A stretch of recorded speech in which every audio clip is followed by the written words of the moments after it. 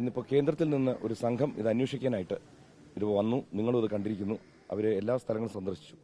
ഇന്നലെയാണ് ഇവിടെ ഒരു വിഷയമുണ്ടായതും ഇന്നലെ ഇവിടെ റോഡ് ഉപരോധം എല്ലാം വന്നു. നമ്മളെല്ലാവരും അവിടെ ഉണ്ടായിരുന്നു. അപ്പോൾ അവരോട് നമ്മൾ ഒരു കാര്യം പറഞ്ഞു, ഇവിടുത്തെ സർക്കാരിൻ്റെ ഒരു അനാസ്ഥ, കോർപ്പറേഷൻ അനാസ്ഥ നമ്മളെല്ലാവരും കാണുന്നു. പറയൂ, എന്നാണ് എന്നൊക്കെ തൊട്ടുണ്ട് വിഷയം വന്നിട്ട് 3 മാസമായി. 3 മാസത്തിന് മുമ്പേ വിഷയം ആയിക്കോട്ടെ. ഞാൻ പറയുന്നറിയോ, നമ്മൾ ഇന്നലെ ഞാൻ ഇവിടെ സ്ഥാനാർത്ഥിയായിട്ട് വന്നിട്ട് നമ്മൾ 5 ദിവസമായി. അല്ല, നമുക്ക് നടന്നിട്ട് 3 മാസത്തിൽ കൂടുതലായി. ഈ വിഷയം ഇവിടെ വന്നിട്ട് ഞാനൊന്ന് കേന്ദ്ര സംഘം വന്ന് ഇന്നലെയാണ് വിഷയം. നിങ്ങളെ വിഷയത്തിന്റെ കാര്യം വെച്ചാൽ വിഷയം വന്നിട്ട് 3 മാസത്തിൽ കൂടുതലായി. ഈ വിഷയം ഇവിടെ വന്ന് ചർച്ച ചെയ്യാൻ തുടങ്ങിയിട്ട് 3 മാസത്തിൽ കൂടുതലായി. ഇതുവരെ ഒരു റിപ്പോർട്ടോ കാര്യങ്ങളോ ഒന്നും ഇത്രയും വീടും കാര്യം എല്ലാം പോയി. ഇതുവരെ ഒരു നടപടി എടുത്തിട്ടില്ല.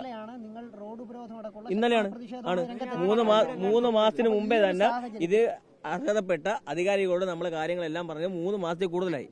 ഇതുവരെ നമുക്ക് നടപടികളൊന്നും അവർ സ്വീകരിച്ചിട്ടില്ല. പക്ഷേ ഇപ്പോ ഇന്നലെ നിങ്ങളുടെ സമരം ശക്തമായതിന്റെ ഭാഗമായിട്ടാണ് കേന്ദ്ര ഫിഷറീസ് സംഘം ഇന്ന് ഇവിടെ സ്ഥലം സന്ദർശിക്കാനൊരു സാഹചര്യം ഉണ്ടായത്. കഴിഞ്ഞ ദിവസം ഇദ്ദേഹം സ്ഥാനാർത്ഥി മുൻകൈ എടുക്കുകയും കേന്ദ്ര ഫിഷറീസ് മന്ത്രിയുമായി ഫോണിൽ സംസാരിക്കുകയും നിങ്ങളുമായി സംസാരിക്കാനുള്ള അവസരം ഒരുക്കാമെന്നും പറഞ്ഞു. അതിന്റെ തൊട്ട് പിന്നാലെ ഇപ്പോൾ കേന്ദ്ര ഫിഷറീസ് സംഘം എത്തിയിരിക്കുന്നു. പഠനം പഠിക്കാനും പ്രശ്നങ്ങളുമായിട്ട് നിങ്ങളുമായി നേരിട്ട് സംസാരിക്കുകയും ചെയ്തു. അപ്പൊ അതിലെന്താണ് സ്ഥാനാർത്ഥിക്ക് പറയാനുള്ളതാണ്? സഹോദരന്റെ പേരെന്താണ്? എന്റെ പേര് വിഷ്ണു.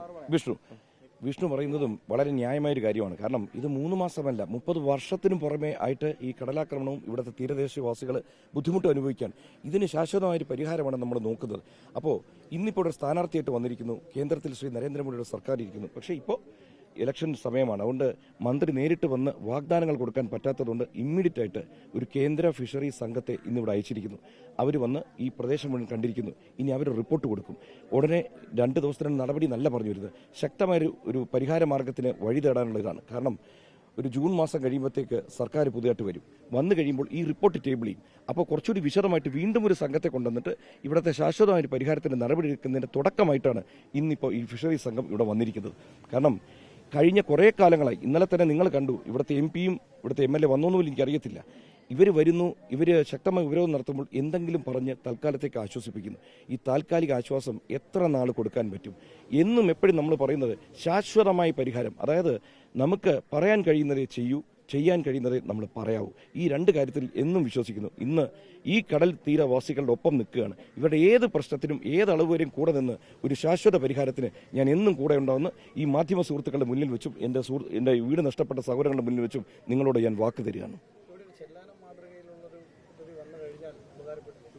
തീർച്ചയായിട്ടും അതിപ്പോൾ ഓരോ സ്ഥലങ്ങളിൽ ഓരോ മാതൃകയായിരിക്കും. ഇപ്പോൾ ഇവർക്കറിയാം കടലിൻ്റെ രൂപവും ഭാവവും മാറുന്നത് ഓരോ സ്ഥലങ്ങളിൽ. അപ്പോൾ അതാത് സ്ഥലങ്ങളിൽ എന്താണോ അത് ശാസ്ത്രീയമായി പഠിച്ചു വേണം. അല്ലാതെ എന്തെങ്കിലും ഒരു പരിഹാര മാർഗം, ഒരു പുലിമുട്ട് കെട്ടിയാൽ തീരും, അങ്ങനെയല്ല.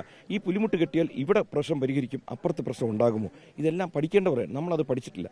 അപ്പോൾ അങ്ങനെ ഏതെങ്കിലും ഒരു വലിയൊരു സംഘത്തെ കൊണ്ട് പഠിപ്പിച്ചതിന് ശേഷം ഈ പറഞ്ഞ പോലെ നല്ലതും ഇവർക്ക് നീണ്ടകാലം സമാധാനമായിട്ട് ജീവിക്കാനുള്ള ഒരു പരിഹാര മാർഗം, ഒപ്പം ഇവരുടെ വീടുകളുടെ കാര്യത്തിൽ അതും വലിയൊരു തീരുമാനമെടുക്കേണ്ടതാണ്. ഇവിടെ നമ്മൾ പള്ളികളുമായിട്ടും എല്ലാ സംഘങ്ങൾ ആൾക്കാരുമായിട്ട് ഇരുന്നിട്ട് ഇതിനൊരു തീരുമാനം ഉണ്ടാക്കണം. കാരണം ഒരു വിഭാഗത്തിന് പറയുന്ന ഒരു സമാധാന ശ്രമം അതല്ല വേണ്ടത്.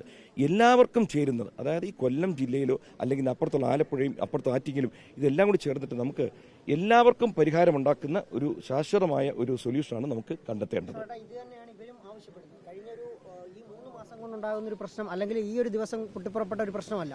ഇവരെ കുറേ കാലമായിട്ട് ഇത് തന്നെയാണ് ആവശ്യപ്പെടുന്നത്. പക്ഷേ അതിനൊരു പരിഹാരം ഉണ്ടാകാത്ത സാഹചര്യത്തിലാണ് ഇവരിപ്പോൾ ഇത്രയും ശക്തമായ പ്രതിഷേധവുമായി ഇവർക്ക് രംഗത്ത് വരേണ്ടി വന്നതെന്നാണ് ഇവർ പറയുന്നത്. അതിനകത്ത് ഞാനും രാഷ്ട്രീയക്കാരനാണ്. ഇപ്പോൾ ഈ രാഷ്ട്രീയക്കാർ അവരുടെ രാഷ്ട്രീയ നേട്ടങ്ങൾക്കായിട്ട് എപ്പോഴും ഓരോന്ന് പറയും. ഞാൻ ഇപ്പോഴും പറയുന്നു, നമുക്ക് എല്ലാ രാഷ്ട്രീയക്കാർക്കും വോട്ടെല്ലാം വേണം. പക്ഷേ വോട്ടിനായിട്ട് വാക്കുകൾ വെറുതെ ഇട്ട് കളിക്കരുത്. കാരണം ഇവരുടെ ജീവൻ ഇട്ടാണ് നമ്മൾ കളിക്കുന്നത്. അതുകൊണ്ട് നിങ്ങൾ വോട്ട് തന്നാലും ഇല്ലെങ്കിൽ ഒരു കാര്യം ഞാൻ പറയാം, നമ്മൾ രാഷ്ട്ര നിർമ്മാണവും ബന്ധപ്പെട്ട് ഇറങ്ങിയിരിക്കുമ്പോൾ അവരുടെ ജനങ്ങളുടെ വെൽഫെയറിന് വേണ്ടി നമ്മൾ പ്രവർത്തിക്കണം. അത് ജയിച്ചോ തോറ്റോ ഇവിടെ നിന്ന് പ്രവർത്തിക്കുക. ഇതാണ് എൻ്റെ ഒരു ലക്ഷ്യവും എൻ്റെ ഒരു ഉന്നവും. അതുകൊണ്ട് നിങ്ങളോട് എല്ലാം പറയാനുള്ളത് വെച്ചാൽ നിങ്ങളും ചർച്ചയിൽ പങ്കാളികളാവുക. അവിടെ വന്നൊരു വഴക്കും ബഹളമല്ല. സർവ്വ രാഷ്ട്രീയക്കാരെയും വിളിക്കുക, കളക്ടറെ വിളിക്കുക, അതുപോലെ കേന്ദ്ര ഉദ്യോഗസ്ഥരെ വിളിക്കുക. പഠനത്തിൻ്റെ വലിയ ഗ്രൂപ്പുകളുണ്ട്, ഇപ്പോൾ LNT പോലുള്ള ഗ്രൂപ്പുകളൊക്കെ. അവരെ എല്ലാവരെയും കൂടി വെച്ചിട്ട് ഏറ്റവും നല്ല ഒരു ശാശ്വതമായ പരിഹാരത്തിന് എന്നും ഞാൻ കൂടെ ഉണ്ടാവും.